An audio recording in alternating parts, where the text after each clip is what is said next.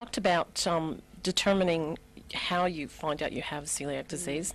I did want to hear about your personal story with your family, because you have it and your husband have it, don't you? Yes, it is quite unusual to have two members in the family that aren't related to have celiac disease. My mother-in-law actually probably around 8 years ago discovered she had celiac disease. She couldn't leave the house. No, because not too far away from the bathroom, that's why, which is a bit of a shame. And she loves being out having lunch with friends.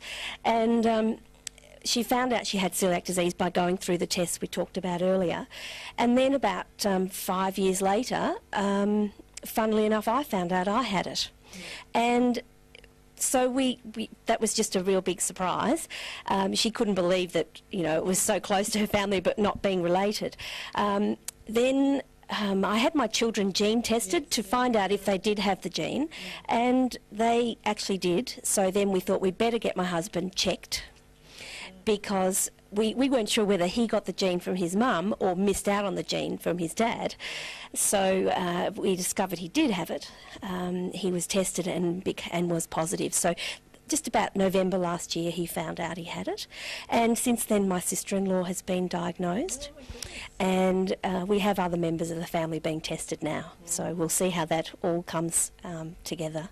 So how do you go about, I mean, if you get to this point in your stomach, is it repairable? What do you do in terms of diet to try to correct this problem, or are there medications involved or just food changes? Well, luckily with celiac disease, it is only a diet change, even though it is a very strict diet change. We have to eliminate wheat, barley, rye and oats from the diet. That is obviously in bread, pastries, cakes, cereals, so we have to have a gluten-free version of all of those. But obviously fresh fruit and vegetables, meat and chicken and fish, all in their natural state. Dairy products are mostly gluten-free. They just occasionally will be adding something to add flavour, and that can be a problem. But generally we can get along quite well. It's a matter of going out for dinner. That can be the hardest thing.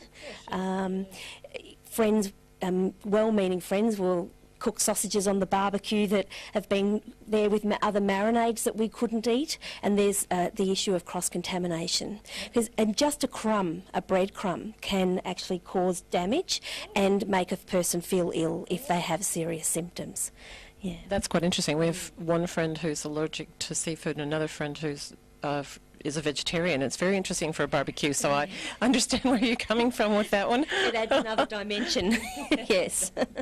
Yeah. Okay. Now, in terms of finding out, so 1 in 100, that's quite a fascinating number, 1 in 100. Yeah, well, that could be 250,000 Australians. So what's the process? I know that the society will help people in terms of moving down the path of finding out that they've got the disease.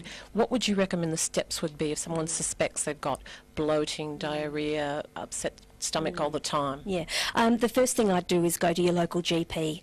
The thing we do not recommend is going on a gluten-free diet to just see if that helps, because what actually then happens is the damage starts to repair, and we find that you can't get a positive diagnosis, and you'll never know if you have it once you go on a gluten-free diet.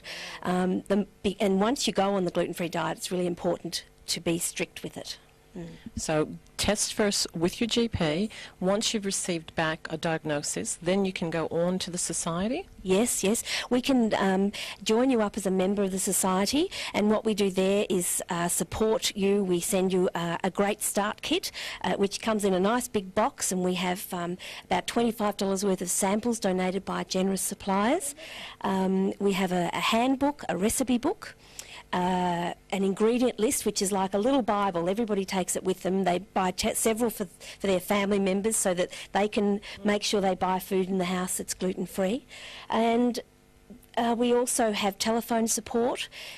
Within Victoria, we have about 30 area contacts across Victoria, and they will help people in their local area. We give everybody a list that joins, and they can ring that person and find out, where can I get gluten-free food in Ballarat, in Bendigo. That was my next question. How do people go about it? I think I've started to see in the grocery shops a few gluten-free breads and that type of thing, and I know some of the wraps, Indian wraps and corn wraps and things like that are all gluten-free, but there are actually now proper stores or proper bakeries who are starting to create their whole all the food Yes. gluten-free. Yes. Yeah, it is becoming a good business to start. We find that people can buy the gluten-free labelled products, which, as you said, are available in the supermarkets in the health food section. You will find some things are also scattered throughout the store as well. But the other thing is, one of the things the society does is teach people to read labels, which is why we provide an ingredient list rather than a food list. The reason we do that is a manufacturer may produce something at the moment by ingredient that is gluten-free. Then, within all of a sudden, they might change their recipe, and we can't keep updating that food list because you know how many food products there are out there. So we basically teach people to read labels and always check. If it isn't labelled gluten-free, check the ingredients, because then we can be sure that it's still okay to eat, that it hasn't changed since you bought it last time. Fantastic. Now, we've got a few brochures here today that talks about the different things that you can feel if you're starting. You can impact in terms of starting to feel osteoporosis. Do you want to talk a little bit about that? Yeah. Yes. Basically, the osteoporosis can come on because you're not actually absorbing the calcium. When you can be having the milk and the dairy products that you need, but you may not find that they're being absorbed. So a long-term effect of celiac disease is osteoporosis. The other thing that people do find that they can have is a dermatitis herpetiformis, which is a bit like eczema. It starts off as a little red rash and gets very, very itchy. And people with dermatitis herpetiformis are most likely to have celiac disease. It's another way of it presenting in the body. So, yeah. And just the other interesting thing is that with celiac disease, as I said before, you may be asymptomatic. You may not have the bloating, the tiredness, the anemia, the diarrhea. You might find that you're finding it difficult to get pregnant. You might find that you're having miscarriages because basically you're not absorbing all your nutrients, so your body's not coping with these things, these functions. Even liver function can be affected, and some people even have altered mental alertness. So there are lots of other ways celiac disease presents before you can discover that you actually have it. Oh, a bit scary. So the best thing is to go ahead and get to your GP. If you have any kind of indication that you think you have the disease, get to your GP.